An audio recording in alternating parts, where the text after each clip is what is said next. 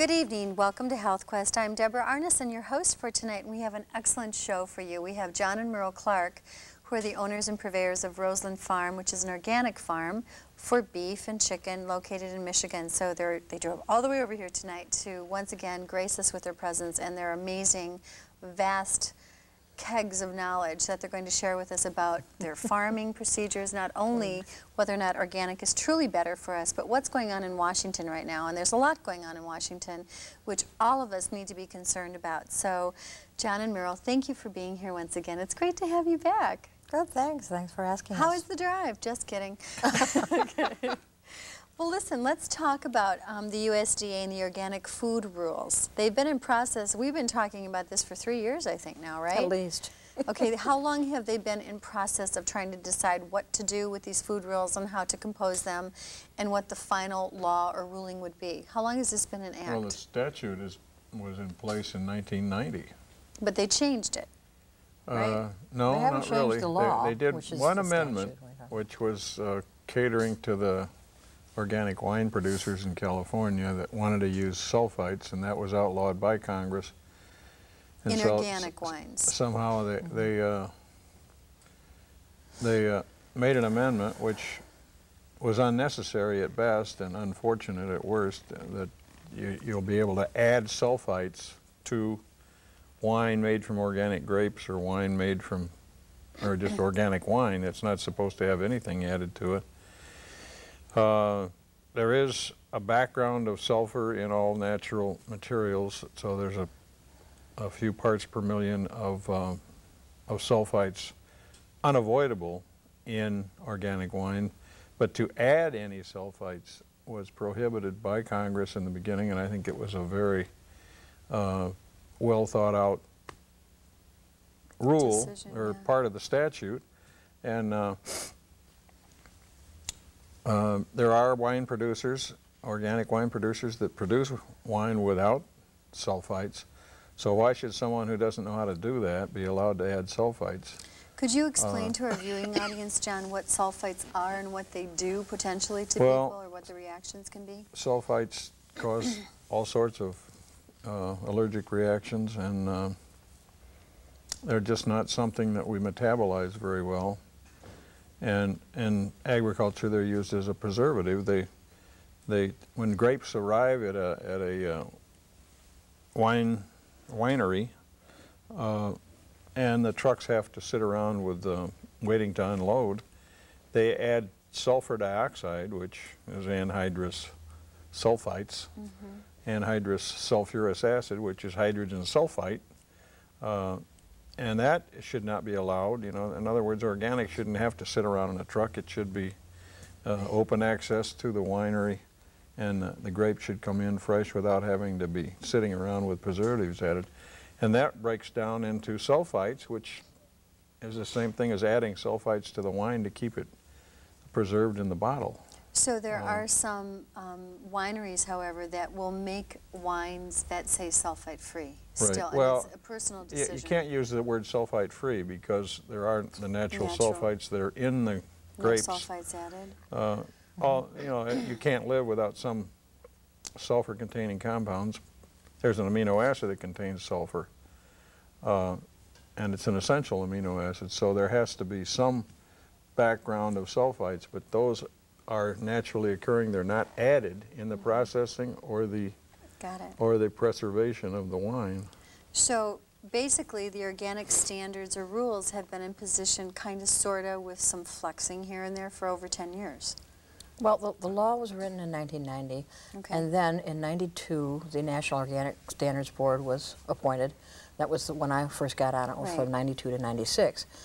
And then there was a first rule that came out, that was the one that had all sorts of references to sewage sludge, to irradiation, to genetically modified organisms, just to sort of, you know, stir the pot a little bit, I guess, and wake everybody up and get them... Was that the intention, in your opinion? I have no idea. It was either to distract us from the rest of the rule, which had a lot of problems in it as well, more nitty-gritty kind of totally, strictly kind of organic, non-organic kind of changes or discrepancies, or just to you know, see if, you know, because the USDA, I don't think disfavors irradiating meat. I mean, they do it to everything else.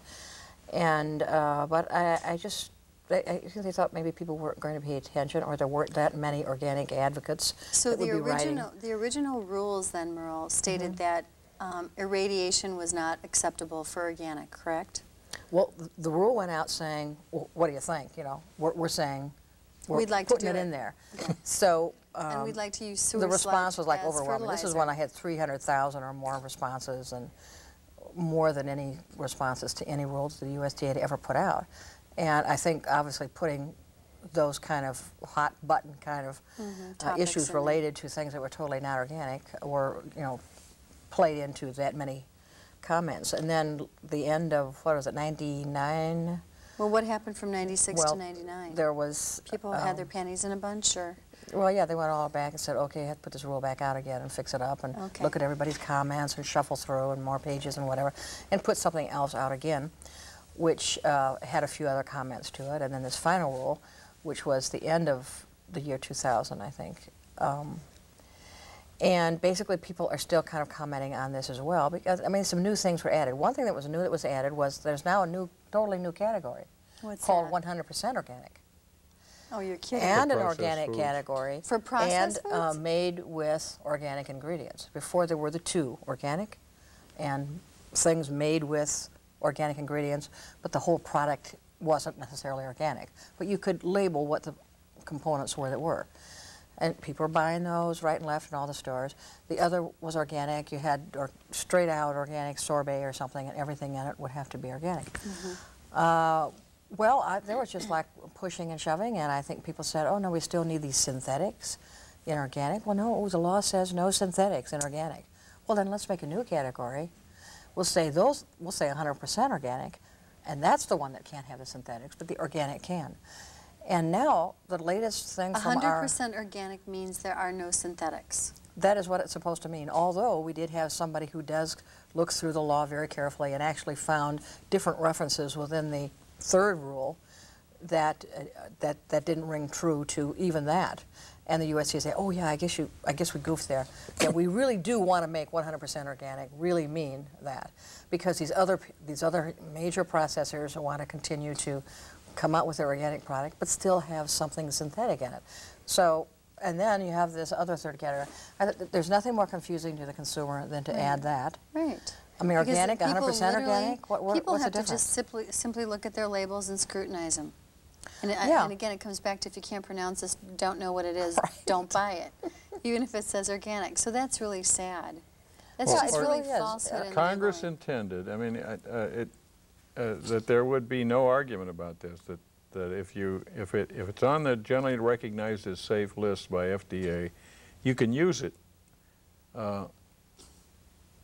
in foods made from organic, as long as they're at least 50% organic. And then if it was organic, you couldn't use it at all. It was real simple. You know, it's just a matter of labeling. It's not a matter of recipes. But if you're going to call it organic soup, it has to be 100% organic ingredients. And if it's made from organic carrots and potatoes and celery, and then it's got some spices and things that are not organically grown, then it's made from organic things. And that's a signal that was meant to be a signal by Congress to the consumer to say, if it says made from organic, you better look at the ingredient list and make sure you want to take this home.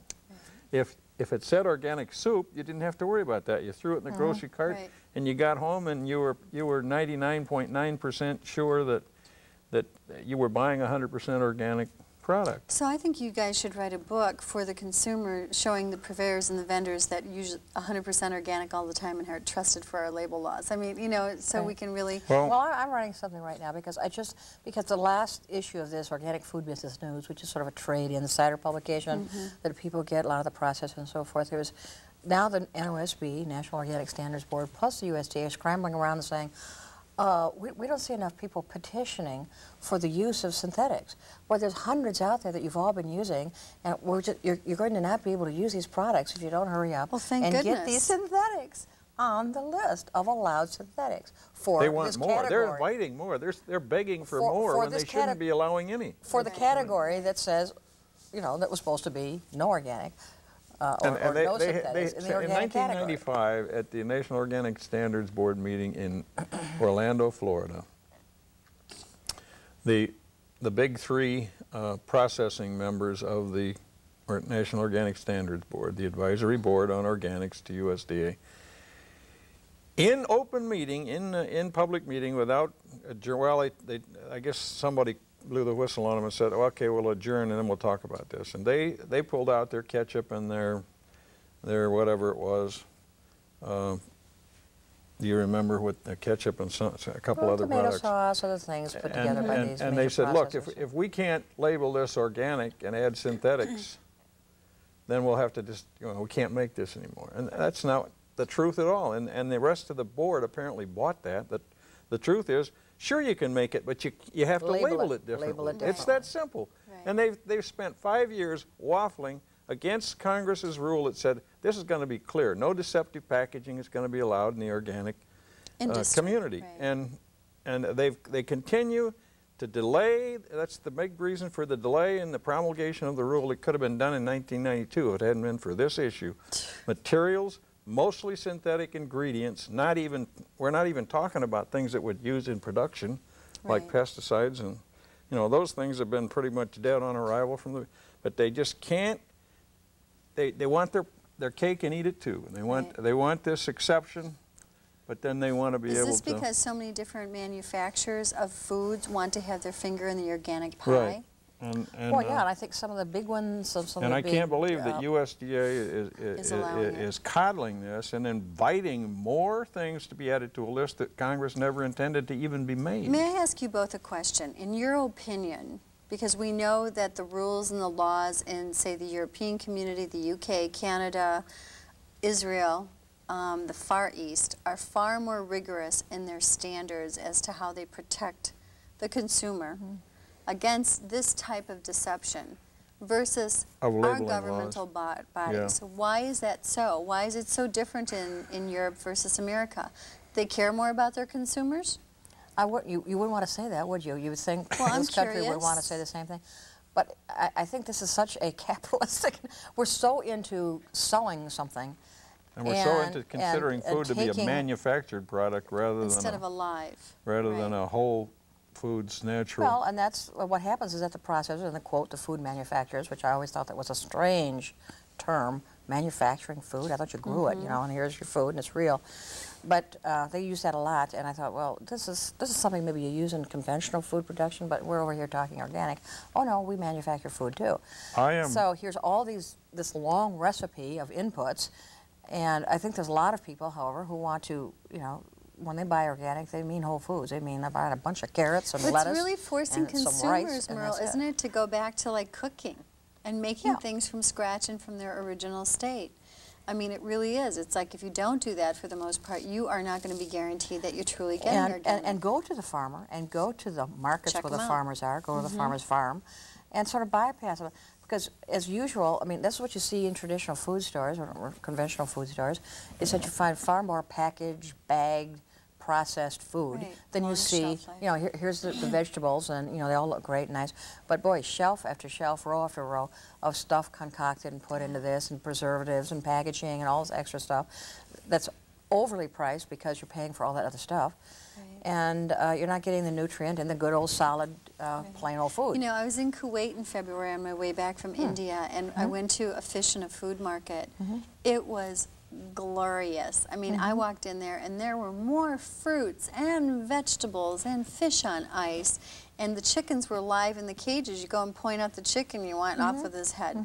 I mean, everything is like as fresh could possibly be. Very basic, like just straight from the farmer as if you were growing it yourself.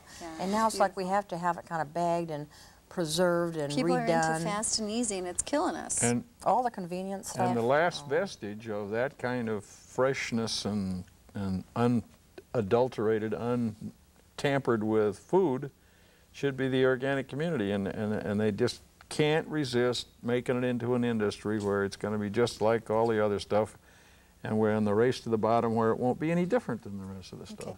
So in your opinion, are we going to end up with synthetic ingredients in our organic foods? In foods labeled organic, unfortunately, if they do this. Now, I'm recommending that consumers get together a boycott for these companies that insist on mislabeling or illegally labeling. Who are they? Yeah, can you fax Just those about or email just them to about me? all of the processors are involved in this. You have a list? I'm not sure. Maybe Eden Foods is not, but Eden Foods has a few little glitches. But other ones are just, you know, they just put it up front, say, well, hey, we're not going to do this, and USDA is saying, okay, well, I guess not.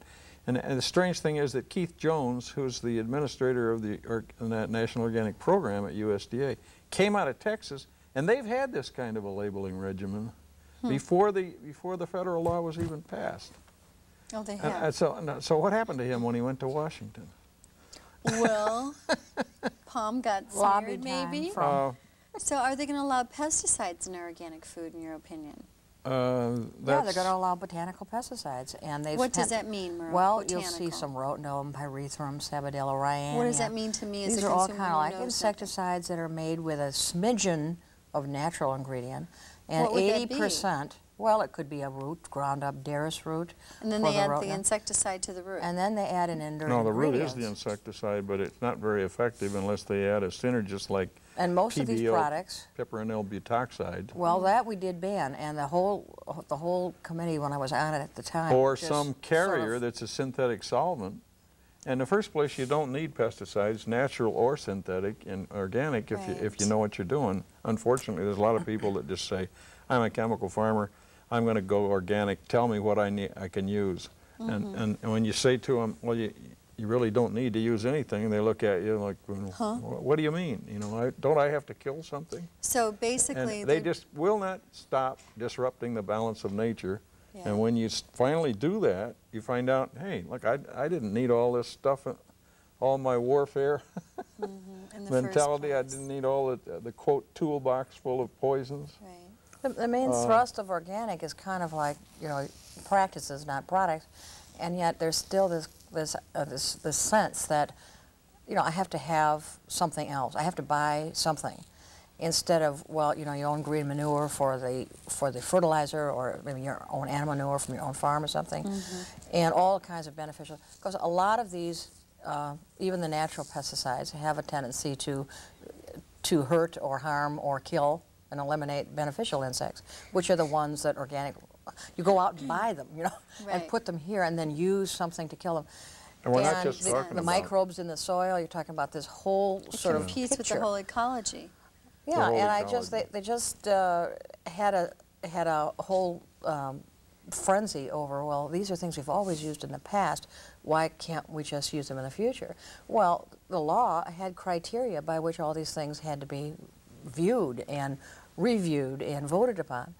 And it was kind of very difficult for, you know, I kept saying, you know, there's this toxic nature here. There's alternatives. They're picking out each of these different criteria that people were just sort of bypassing those and saying, well, historical precedents should play a big role. We've already used these, why can't we use them now? Well, the law was written, and it said no to things that are posing these kind of problems. And you get stuck on this regimen just like a conventional farmer. Got to go out and buy the Roundup, got to get the atrazine, got to go get the anhydrous ammonia, got to get a big tank, roll out there, kill everything, and then put my seed in the ground, you know. And so, you know, organic should be starting from other ways. And a lot of the growers who, unfortunately, didn't really get involved in the true organic farming. farming. They're out there, you know who they are, but they didn't come to all the meetings. They didn't write all these letters. They didn't really get involved. They didn't have time. Didn't think it was important. Just Basically, you know, wanted to a be lot rid of them that, are you know? anarchistic, and they don't want any rules. They think, well, we'll do it ourselves. The problem is that now that organic has become camp, you're going to get swallowed up by the people that are going to pretend to be organic, and so Right. there has to be some sort of regulation. And the thing that really disturbs me is that, you know, we've gone through first proposed rule, second proposed rule, final rule. We broke our backs commenting all these things. Most of the comments that were knowledgeable included references to the statute. The statute's an excellent law. I don't see how anybody could make it better. I could, but, you know, Congress is a collection of compromises. And in spite of those, they came up with a very excellent statute. And now we're trying to make it, you know, invalidate it with rules. And the only defense after all these comments, you've exhausted your administrative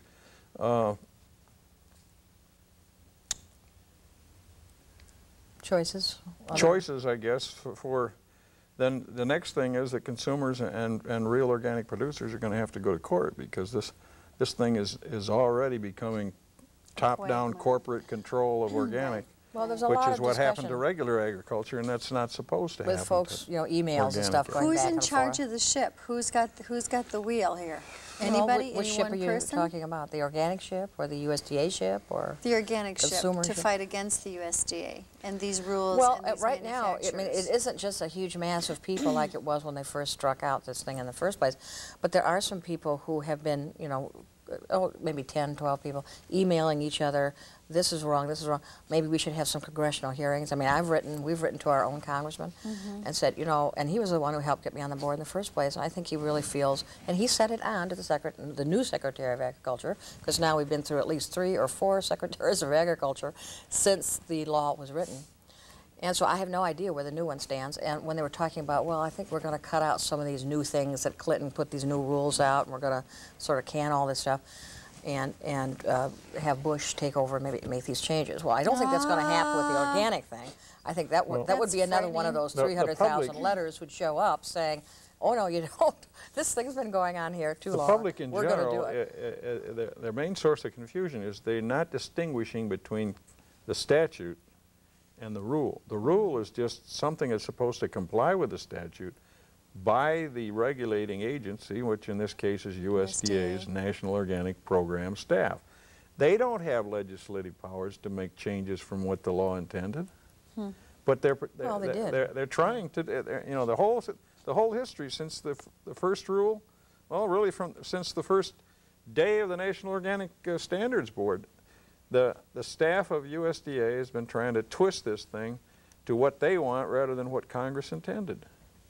And the rule, they're the rule makers, but the rule has to comply with the law, the statute, and the public doesn't understand that, and I don't think they do.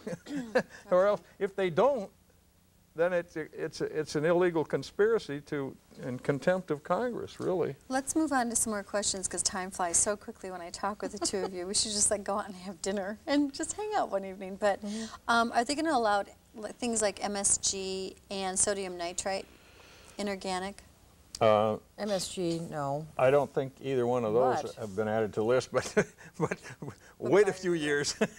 No, it was things like autolyzed yeast, things that are kind of glutamic acid kind of derivatives are on the list of acceptable materials in some of the processed food. So people have to look at those different terms that may not necessarily say MSG or sodium nitrite and recognize what some of those are. Because there's a very, very strong advocate here in Chicago, or disadvocate, for the use of MSG and that sort of thing. And he's been writing huge letters to everybody, you know, for all the years that anything's been going on. So MSG hides under other names? Yes, it does. How many?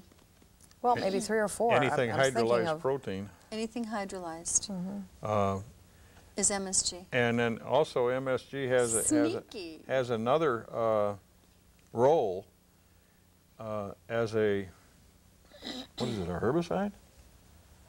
What, sodium nitrite? No, MSG. There's a company or group that wants to use MSG in production. Okay, forget about that. We're not going to go there right now because we're running out of time. But will all organic growers who sell in the marketplace be required to be certified as organic growers? Well, throughout the USDA, the U.S., no. But in Michigan, we passed a law, Michigan Organic Products Act, that said everybody had to be certified. No $5,000 exemption, which is written actually in the federal law, but a state program can get tougher than that. So we thought, you know, okay, graduate the fees a little bit so somebody isn't paying a humongous amount if they're small. But if they're selling, let's all be certified. Okay, so every state will vary a bit. Right. It'll vary the from state to original state. National Organic Standards Board said that, you know, okay, you don't have to be certified, but you have to have an affidavit, you have to comply with the law. Okay. But you don't have to pay the humongous fee and have the inspector and all that sort of thing. But you know, You can't But have we're one not set gonna of rules focus for on the original, because we non-certified. really got to focus on what's going Where on we are right now. now. Yeah. Right. Is raw manure, I'm sorry, is raw manure from Ooh. any source allowed in the production of organic vegetables and fruits? Yes. The rule says yes. Is that a good thing the or a bad logic thing? of the law says no. Why is it a bad thing? Well, here we are talking about animal byproducts. Here we are talking about potential for other resistant bacteria Yep. or whatever.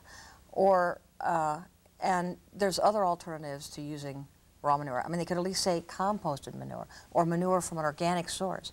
But it doesn't do that at all. It just says raw manure, period. And I know a lot From of people anywhere. wrote against that idea, but that wasn't changed. I have no idea They're going why. to keep it in? And So so far. far it's still in. What do people do to change that? Well, there's going to have to be some more. If we had Real pressure 300,000 from people. comments on this point, like we did on the genetic engineering, the sewage sludge, and the irradiation, I think they'd, you know, they're. Comments to our congressman? Unfortunately, Right, this right. whole thing, USDA is treating it as a matter of consensus, and I've said from day one that consensus was over when Congress passed the law. Well, That's I the don't even think there's stuff. consensus on manure use anyway. No one I can't knows think about of it. who's pressuring that. No one knows about manure it. producers, the cows So we just got got to get people to sign petitions, is that it? That's Well, as- that Well, would be a that good would be a thing. start. Okay. And, you know, they're doing a lot of GMO But petitioning, but they we made need so to get much back to fuss this about sewage sludge. I know. Manure question. from a This factory could be farm actually worse, is no right. different Yeah. than sewage sludge. It could be a lot worse, so everybody stay tuned about that one. Can people out there still comment on the USDA's rule? Yeah, I think they're always right. And does it have an impact if they do? Well, that's One the would second hope question. so. But, you know, we get response. Well, no, actually, we don't get responses back, but How do somebody they The do it? official comment period, if you know, which is bizarre because it's supposed to be a final rule, was extended by 60 days, but those 60 days are up, what, on the 19th of this month? of Yeah, this it's month? coming up. Oh, yeah, okay. It's only another week or so. So forget it, your comments aren't going to be heard. So even if people petition for, you know, the non-use of this manure issue, it probably won't get heard? Things can always change. I mean, once they get the rules in place, then then there's going to be little manuals of Fine-tune things them. about how to actually do your management practices with your animals and all that sort of thing. So, you know, everything can always change. I mean, if there's a huge outcry and TV coverage and, you know, and there are people already disparaging organic because they just don't believe in it at all. So I don't think we need to keep Or they putting think- things into the allowance in organic that just causes these people to come out of the Right. woodwork and say, raw manure on organic, what's that? Well, there's Well, unfortunately. we've got to better wrap it play up the real music, quick. I'm John. sorry. Thank you for joining us, John and Merle. We'll be back just a little bit. We're going to do a second show, so you know what, you can tune in a couple weeks and see that one. But until next time, please take good care of you and your family's health. Buy organic wherever you can, and make sure you look at your labels, because there still isn't truth in labeling in this country. So you as a consumer just have to be a savvy one. Till next week, take good care of your health. I'm Deborah Arneson with Health Quest. Good night.